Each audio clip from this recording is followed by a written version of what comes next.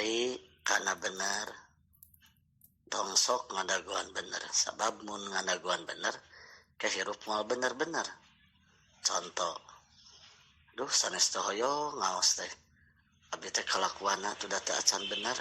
tuh da der we atuh iraha deh ngadaguan bener mah justru ti ayeuna kitu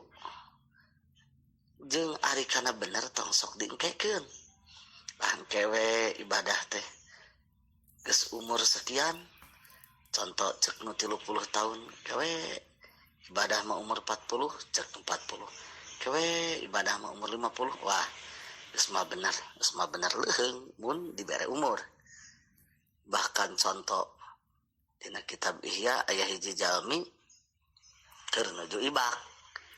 di WC barang nuju ibak gogorohan ka budakna jang ka dieu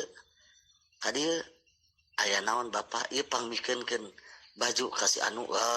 zaman baheula mah baju teh berharga baju urut teh baheula mah turun temurun atuh bapak ke dewe pan bapak lagi nuju di WC kene nuju ibak kene kami mah sok paur sieun diengkekeun mah lain deui hiji sok ngadak-ngadak lebar kaduasna sieun robah teh katiluna teu apal umur mah sok bikeun ieu baju tah kitunya batur mah nepi ka dinya.